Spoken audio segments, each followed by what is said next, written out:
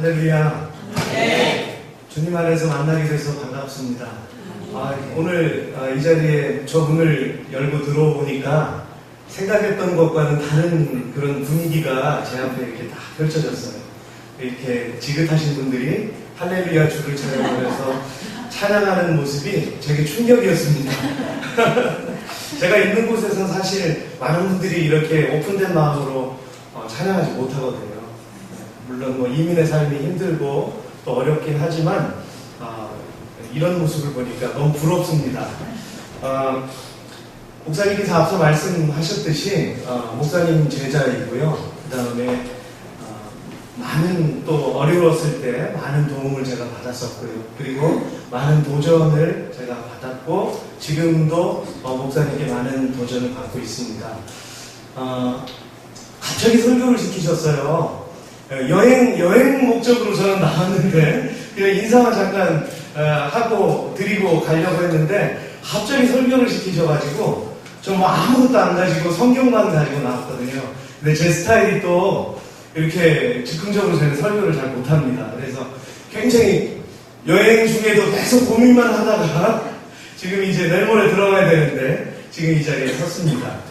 제 부족하고 연약한 부분은 은혜로 받아주시기를 바랍니다. 오늘 선교 파송 예배라고 제가 말씀 들었어요. 그래서 사실은 제가 아이폰에다가 다른 또 설교 원고를 막 혼자서 하다가 이게 아니다 싶어서 또 지금 서니까 또 바뀌었어요. 하나님께서는 한 인생을 한 사람을 만드시기 위해서 이렇게 광야로 던지십니다. 그래서 그 광야의 시간을 겪지 않으면 하나님의 마음도 알 수 없고 하나님이 이 세상을 향하신 그 뜻을 절대로 파악할 수가 없습니다. 근데 우리는 많은 경우 이 광야를 피하고 가려고 하죠. 제가 강도사 이제 3년차 때 제가 신고하던 교회에서 고민을 했습니다. 3년을 끝내고 어떻게 해야 될까? 개척을 해야 될까? 아니면 어디 이력서를 들고 목회에 좀 제가 도전을 해볼까? 이렇게 생각을 하던 중에 캐나다에서 제게 전화가 한 통 걸려왔어요. 그 목사님은 지금 저랑 헤어진 지 굉장히 오랜 시간이 지났지만 그분 역시 저와 조금 안면이 있었던 은사이시기도 합니다. 그래서 그 목사님께서 저를 부르셨어요. 캐나다로. 같이 와서 사역을 하자고. 그래서 저는 그냥 모든 것을 다 버리고 가야 되기 때문에 고민을 많이 했습니다. 그리고 나름대로 기도원에 올라가서 제 아내와 같이 기도를 했죠. 기도를 하던 가운데 말씀을 보던 가운데 하나님께서 신명기 6장 1절부터 13절의 말씀을 제 마음에 주셨습니다. 너는 건너가서 얻을 땅에서부터 시작해서 하나님께서 제가 지켜야 될 규례와 명령들 그리고 자녀들에게 어떻게 행해야 될 것들 어떻게 하나님 앞에서 예배자로 살아가야 될 것인가를 저에게 말씀을 주셨어요. 여러분들이 정확하게 하나님의 음성을 말씀을 통해서 들려주시면 그것이 제 심령 가운데 꽂히는 것을 아마 경험하셨을 것입니다. 그래서 저 그 말씀을 붙들고 정리를 다 하고 제 아내와 같이 캐나다 여행으로 떠났어요. 근데 몇 푼 안 되는 돈을 가지고 무작정 떠났습니다. 떠나서 그곳에 도착했는데 제가 상상했던 그 현실과는 너무나 다른 현실이었어요. 이민교회의 그 어떤 다가오는 것이 제게 문화 충격으로 다가왔고요. 그 다음에 그곳에서 정착할 수 없었던 저의 그런 현실 가운데 저는 굉장히 고민을 많이 했고 아까 목사님께서 제가 있기까지는 제 아내가 있었다고 이렇게 말씀하셨습니다. 맞습니다. 아내가 없었다면 저는 아마 실족했을지도 모르겠어요. 근데 하나님께서 왜 그 땅 가운데 보내셨을까를 계속 고민했습니다. 처음에 한 1년, 2년 그러면서 그 에드먼턴 땅을 바라보게 하셨어요. 여러분 캘거리는 잘 아실 것입니다. 동계올림픽도 하고 근데 캘거리에서 3시간 정도 북쪽에 있는 지역이 에드먼턴 땅이에요. 그런데 제가 갔을 때 굉장히 고립무원의 땅이었습니다. 굉장히 고립된 곳은 유동적이지 않으니까 많은 사람들의 마음이 굳어있고 닫혀있어요. 교회가 한 10교회 정도 됐는데 그 교회마다 그 아픈 것들이 너무 많았고요. 그 다음에 이민자들의 고된 삶 속에서 서로 치열하게 부딪히면서 싸우고 분열하고 하는 이런 모습들이 제게 너무나 큰 충격으로 다가왔어요. 그러면서 하나님 왜 이 땅으로 저를 보내셨습니까? 제가 이렇게 묻는 가운데 제가 단지 2년 만에 목사 안수를 받으려고 잠깐 한국에 나왔다가 안수를 받고 들어갔어요. 들어가서 어떤 자그마한 교회에서 저에게 청빙을 요청하셨습니다. 그래서 그곳에 제가 기도하던 가운데 그 교회로 갔어요. 가서 그때부터 이제 하나님이 개척 아닌 개척을 시작하게 하셨습니다. 그런데 뭐 여기처럼 이렇게 많은 사람들이 있는 곳이 아니잖아요. 개척을 하면서 이름을 열린문교회라고 하셨어요. 왜냐하면 뭐 우리 목사님께도 영향을 받은 게 있겠지만 기도하는 가운데 열린문 되신 그 예수님에 대한 그 부분을 제가 요한계시록 말씀을 보다가 제 마음에 주신 것이 있어서 제가 그 이름을 가지고 이제 갔습니다. 시작할 때 주님 이 교회가 예수 그리스도의 피값으로 사신 교회이니만큼 제가 현실에 이끌려서 그렇게 목회를 하지 않고 사람의 말에 좌우되지 않는 그런 목회를 할 수 있었으면 좋겠습니다. 그래서 하나님께 기도를 했습니다. 그런데 한 3년 정도 제가 사람이 거의 전무한 가운데에서 유학생들과 같이 예배를 드리면서 끌어안고 이제 가기 시작했어요. 근데 하나님께서 제게 보여주신 것은 에드먼턴 땅을 바라보라고 하신 것이었습니다. 그 땅을 바라보고 중보하고 기도하게 하셨어요. 그러던 가운데 제 연배가 비슷한 그런 몇몇의 목사님들이 계셨습니다. 처음에는 제가 굉장히 34밖에 안 됐기 때문에 아주 애송이고 어린 그런 목사였어요. 근데 그 가운데는 모든 목사님들이 다 지긋하시고 연세가 있으신 분들이었어요. 저는 그 가운데서 뭐 할 수 있는 게 없고 교제할 수 있는 사람도 없고 친구도 없고 오직 제 아내하고 제 두 아이밖에 없었어요. 얼마나 고통스러웠는지 몰라요. 같이 나눌 사람이 없고 하나님께서 기도하게 하셨습니다. 기도하게 하시고 그곳에 하나님께서 제 연배 비슷한 목사님들을 한 분, 두 분 이렇게 보내주시기 시작하셨어요. 뭐 부교육자분들도 계셨고 또 담임으로 오신 분들도 계셨습니다. 그분들과 제가 교제를 나누면서 우리 기도합시다. 그분들도 마음이 맞았고 저도 마음이 맞았어요. 여러분 에드먼턴 땅은요 굉장히 이방 그 신들이 굉장히 많습니다. 여호와의 증인 북미주 본부가 에드먼턴 땅에 있고요. 그 다음에 몰몬교 북미주 본부가 또 에드먼턴 땅에 있어요. 그리고 차이나타운에 가면 거기 그 중심에 12지상을 상징하는 그런 돌비석 같은 것들도 있고요.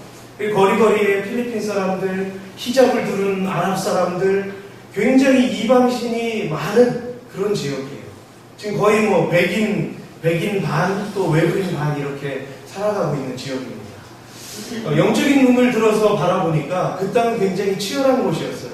굉장히 기도해야 될 땅이었고 그 땅은 굉장히 아픈 곳이었습니다. 그래서 할 수 있는 일은 기도하는 일밖에 없었어요. 그래서 그 목사님들과 같이 우리가 기도합시다 라고 하는 그 마음이 하나가 됐습니다. 그래서 그때 작은 기독교 서점이 하나 있었거든요. 지금은 장사가 잘 안 돼서 지금 사라졌지만 거기 조그만 세미나실이 있었어요. 그 세미나실에서 월요일 목회자 휴일 시간을 저희들이 투자해서 그 가운데 모여가지고 찬양했습니다. 한 1시간 정도 뜨겁게 기타 치면서 찬양을 하고 또 그 다음에 한 1시간 정도 열방을 향해 우리가 열방 위에 서 있다는 것을 우리가 날마다 상기시키면서 이 땅을 위해서 기도하기 시작했어요. 근데 목사님, 사모님 그때 거의 한 15분 정도가 모여가지고 아주 뜨거운 기도를 드리기 시작했습니다. 그렇게 기도를 1년 반 정도 기도를 하면서 에드먼턴 땅에 유학생 코스타 여러분 잘 아시죠? 우리 목사님 코스타 강사로도 이제 활동하시는데 우리가 코스타를 한번 유치하는 게 어떨까요? 이런 얘기가 나왔습니다. 왜냐하면 밴쿠버는 비행기 타고 2시간, 토론토는 5시간인데 항상 양쪽 지역에는 코스타라고 하는 유학생 수련회가 열리는데 이 중부 지역 청년들은 항상 혜택을 받지 못했어요. 그래서 자기 자비량을 들어서 1,000불, 2,000불이 있어야지 외주로 가가지고 공부하는 가운데 충전을 받고 오거든요. 근데 그 청년들을 위해서 저희들이 같이 기도하면서 이 땅 에드먼턴의 코스타를 우리가 한번 했으면 좋겠습니다. 그러면서 코스타를 위해 저희들이 준비했어요. 그래서 밴쿠버 그때 가서 코스타가 어떻게 진행이 되는지 그런 것들을 저희들이 가서 실감했고, 그때 목사님 캐나다 땅에서 처음 방문하셨을 때 제가 그때 만나뵀고요. 그리고 나서 1년 뒤에 그 땅에 코스타가 열렸습니다. 근데 하나님께서는 그 코스타를 통해서 그 교회들을 하나님께서 붙드셨어요. 코스타가 시발점이 돼서 청년들의 연합 수련회이긴 하지만 그 코스타를 기반으로 해서 10교회, 13교회가 연합하게 하셨어요. 그것을 통해서. 작은 일로 골방에서 기도를 시작했는데 하나님께서 코스타라고 하는 열매를 주셨습니다. 근데 여러분, 그 땅에 교인들이 한번 뭐 부흥회다 이런 거 한번 하잖아요. 그러면 별로 잘 안 와요. 오지 않습니다. 그래서 뭐 100명, 150명, 뭐 이 정도 모일까요? 그런데 코스타가 열리고 그 밤 집회 때는 오픈으로 했습니다. 오픈으로 했는데 놀라지 마세요. 성도들이 700명, 800명가량이 모였어요. 그래서 그 열린 그 저녁 집회를 통해서 약 일주일간 많은 성도들이 은혜를 받았어요. 그 청년들과 함께 뜨거운 찬양을 하나님께 드렸고 마음이 오픈되고, 그러면서 이 코스타가 끝나고 나면서 연합운동이 시작이 됐어요. 코스타 끝나고 나니까 자 우리 유스그룹들이 한번 연합합시다. 그래서 연합수련회가 열리고, 그리고 우리 캐거리랑 연합합시다. 그래서 연합 집회가 생기고, 그 다음에 우리 아동부 BBS를 같이 합시다. 아동부 주일학교 여름수련회 같이 합시다. 연합이 또 되기 시작했어요. 그래서 하나님께서 2년, 3년간 계속해서 연합운동을 하게 하셨습니다. 그리고 목사님들이, 담임 목사님들까지 모든 목사님들이 마음이 하나가 되고, 그 땅 가운데 성도들의 입에서 야, 요즘 우리 에드먼턴 교회 분위기 좋다. 야, 에드먼턴에 정말 요즘에 즐거운 일들이 많다. 이런 것들이 목회자들 귀에 들어오기 시작했어요. 그 전에는요, 얼마나 분열이 심했는지 모릅니다. 그런 과정을 겪으면서 또 제 개인적으로는 목회를 감당하면서 하나님의 살아계심을 그 땅 가운데서 제가 입술로 고백했어요. 하나님 살아계십니다. 하나님 진짜 살아계시는군요. 제가 신학교에서 배우고 또 뭐 저는 이제 모태신앙인으로 자랐기 때문에 교회 생활에 굉장히 익숙해요. 그리고 공부를 하고 배우긴 했지만 생생한 그 하나님의 일하시는 그 땅 가운데서 제가 처음 경험을 했습니다. 하나님이 현실 가운데 진짜 우리 가운데 일하신다. 개척을 하면서 수많은 고통이 있었어요. 하나님 어떤 영혼이든지 보내주십시오 하니까 상처 입은 영혼들이 얼마나 많이 그런지 몰라요. 제가 그래서 그 상처 입은 영혼들 때문에 한 3년간 제 얼굴이 새카매지고 막 심장이 타들어가는 그 경험들을 얼마나 많이 했는지 몰라요. 그러면서 처음에는 그 성도들을 제가 미워할 때도 있었고요. 원망할 때도 있었고, 왜 나를 이렇게 만드냐고 제가 하나님께 하소연할 때도 많았습니다. 그런 13년이 지금 지났거든요. 지금 13년 지나고 제가 목회를 9년 반을 했어요. 개척을 하고 그 힘들다는 그 이민교회의 그 목회를 9년 반을 했습니다. 근데 제가 버틴 거예요. 하나님께서 하나님의 이름으로 이 교회가 서게 하십시오. 그리고 제가 이제 제 개인적인 필요 때문에 하나님 앞에서 이제 내려놓기를 결심하고 9년만 목회를 하고 다른 교단 목사님에게 저희 성도들과 저희 교회를 일임해드리고, 저는 다시 근처에 있는 교회, 지금 여기 주보에 나와 있는 에드먼턴 중앙장로교회라는 곳에 국목으로 제가 다시 들어갔습니다. 제 가운데 하나님께서 앞으로 주실 그 인생의 사역을 제가 바라보고 제가 다시 한번 하프타임을 가지기 위해서 지금 이렇게 시간 가운데 작년에는 세계선교대회에 참석했었고, 올해는 제가 이 땅 한국 땅에 5년 만에 이렇게 방문을 하게 됐습니다. 지금 에드먼턴에는요, 어떤 일들이 있냐면 선교의 운동이 일어났어요. 그래서 각 교회마다 원주민 선교를 합니다. 여러분, 여기서는 현실감이, 현장감이 안 느껴질 거예요. 그런데 그 땅에는 품어야 될 원주민들이요, 한 50여 개 부락이 있어요. 북쪽으로. 근데 백인들이 얼마나 나쁜 짓을 했는지 몰라요. 그 술 한 병으로 한 줄을 사고 팔고 했어요. 그것을 빼앗은 거죠. 인디언들에게. 그리고 정책적으로 매달 한 달에 2,000불, 3,000불씩 주면서 뭐 힘들게 일할 필요 없다고 주면서 이제 그들을 북쪽으로 막 내몰았어요. 그래서 북쪽에 지금 그 리저브가 한 50여 개가 돼요. 이 북미주 끝자락에. 근데 그분들의 삶이 얼마나 비참한지 몰라요. 네, 같은 북미주라고 생각하면 여러분들이 굉장히 아름다운 곳, 뭐 살기 좋은 곳 이렇게 생각하실 텐데 원주민 불합으로 가잖아요. 굉장히 비참합니다. 왜냐하면 그들은 나라에서 주는 월페이를 받자마자 그걸 다 써버려요. 네, 당장 필요한 식빵이나 뭐 식료품을 조금 잔뜩 사가지고 집에다 쟁여놓고 나머지 돈은 움켜쥐고 갬블링을 하러 갑니다. 그래서 가서 도박을 하고 한 이틀, 3일 만에 다 날려버리고 또 마약을 사가지고 그 마약을 하고 그리고 알코올 중독자로 살아갑니다. 그리고 또 하루 종일 술에 취해 있고 마약에 쩔어 있으니까 그 가정생활은 엉망이 되겠죠. 그러니까 거기 가면요 아이들이 많아요. 그리고 거기 가면 청소년들도 굉장히 많습니다. 근데 그 가족 관계가 뒤죽박죽이 된 관계들이 많아요. 네, 이 관계를 어떻게 설명해야 될지 몰라요. 무슨 말씀인지 아시죠? 그 마약과 술에 그 정신이 혼미한 상태에서 굉장히 많은 죄악들을 저질렀어요. 그래서 그 땅의 청소년들과 그 다음에 주일학교 어린이들이 고통을 받고 있습니다. 그래서 러브콥스라고 해가지고 사랑의 군대 해서 에드먼턴의 목회자들이 함께 연합으로 1년에 한 번씩 같이 모여서 수련회를 합니다. 3박 4일 수련회를 하고 그 다음에 6박 7일 그 원주민 지역으로 한 7, 8개 지역으로 나눠져서 연합으로 그 땅 가운데 들어가요. 그래서 그 땅에서 어른들은 잘 복음이 먹혀지지가 않아요. 항상 취해 있으니까. 그러니까 어린이들에게 주일학교 그 여름성경학교를 열어줍니다. 그러면 여름성경학교를 열면 아이들이 많이 와요. 왜냐하면 사랑의 굶주렸기 때문에 우리 유학생들 그곳에 2세들이 끌어안고 그냥 막 기도해주면 얼마나 좋아하는지 몰라요. 그리고 그 모습을 보면서 유학생들은요 거기서 깨달아요. 내가 너무 부유하게 살았구나. 내가 너무 부모님을 의지하고 내 마음대로 살았구나. 그걸 막 느껴요. 절감해요. 그래서 그 훈련하고 참가한 친구들은요 변화가 일어납니다. 그래서 그 땅 가운데 복음을 들고 들어가기 전에 먼저 청년들이 변화가 일어나요. 그 땅을 품고 기도하기 시작합니다. 그러니까요 그 땅 가운데서 역사가 일어나기 시작했어요. 지금 이 사역이 한 7년, 8년 정도 지났거든요.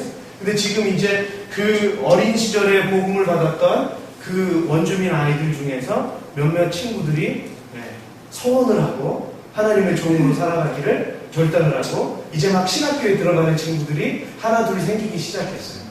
그래서 그 원주민 그 청년들이 신학을 하고 목회자가 돼서 그 땅을 다시 들어가서 그 땅을 변혁시킬 그러한 꿈들을 가지고 지금 많은 일들을 하고 있습니다.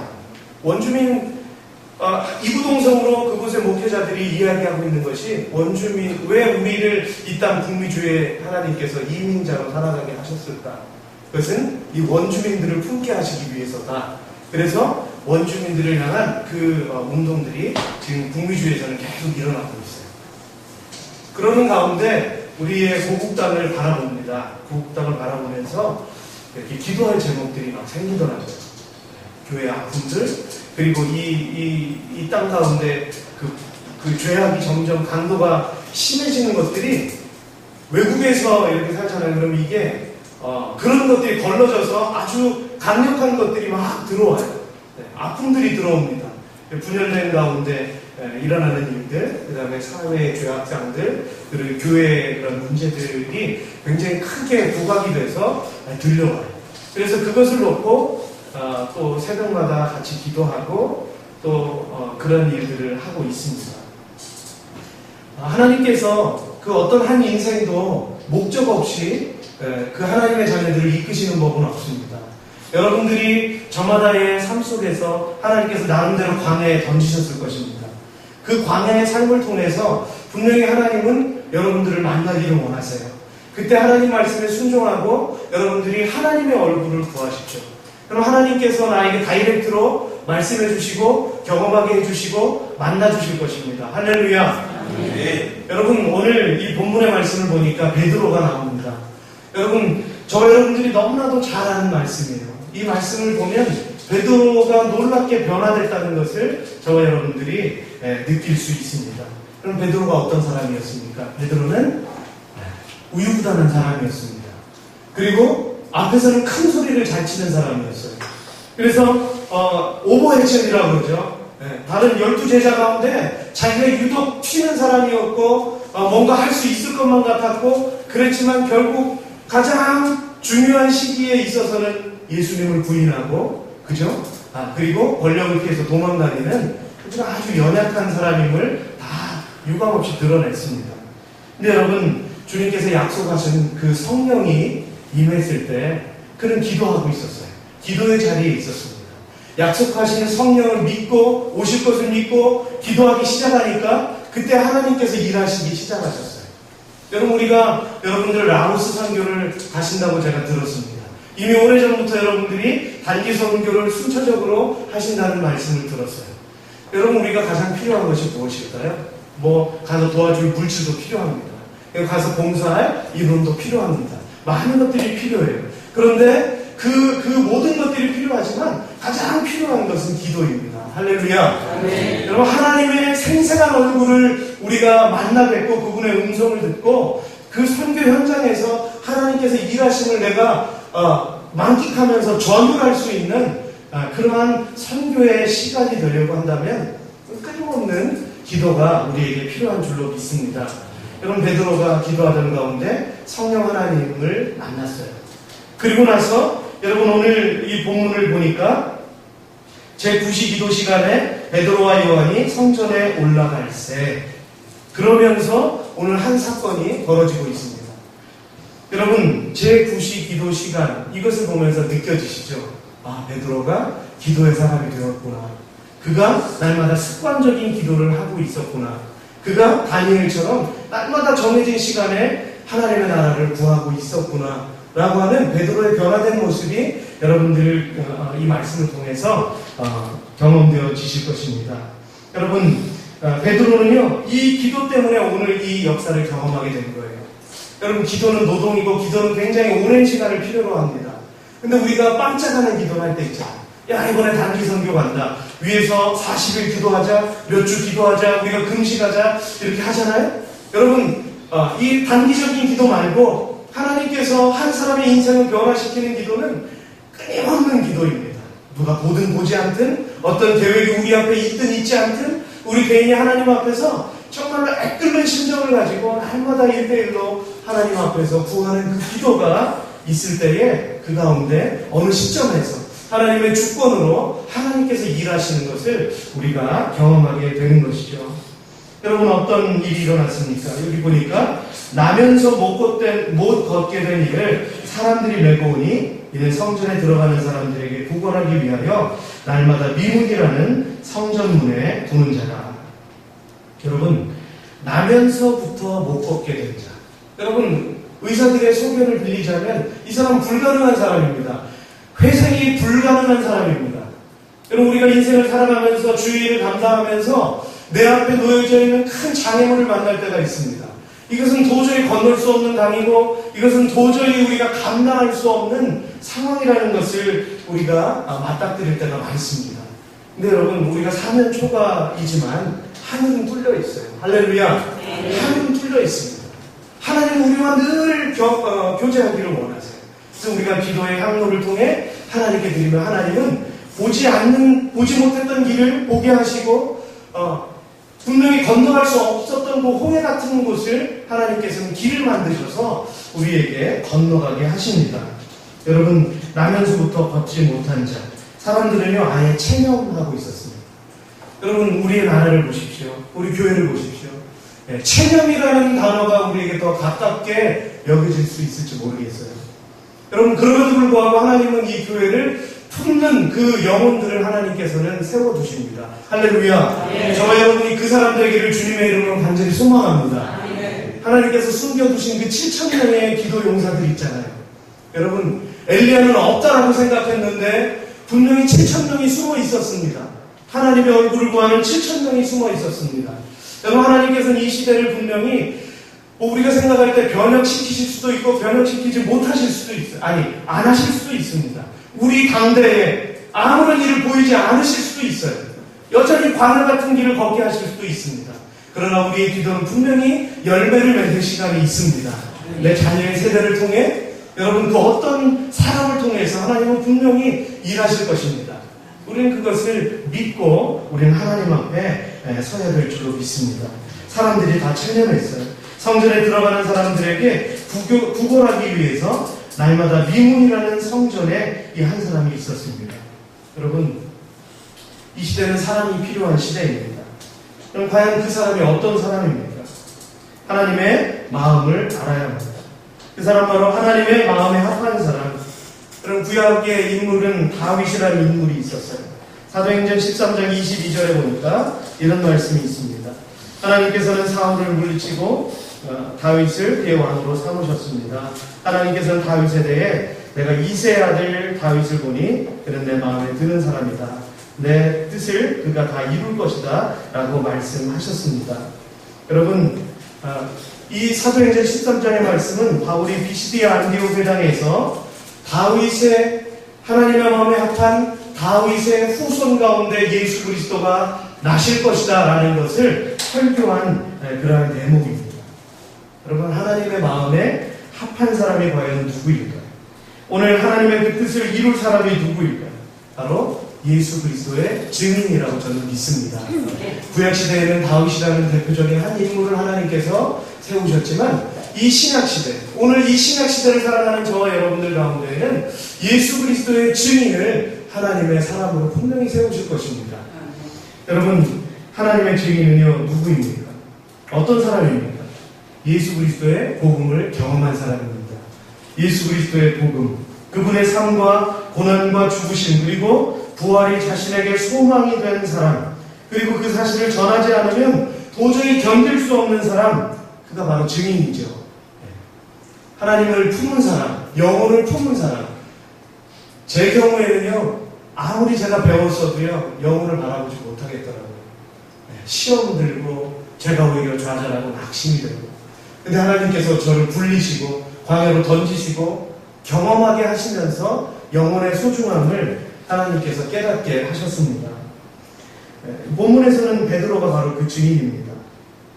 이 사도행전 2장을 보시면 그가 놀라운 설교를 했어요. 요엘의 예언을 통해서 이 세대가 주의 구원이 필요한 세대이다라고 증거하고 있고, 그분이 우리에게 생명의 길을 보이시고 그 생명의 길을 쟁취하는 사람이 그 충만한 기쁨을 누릴 수 있다는 것을 베드로가 설교했습니다.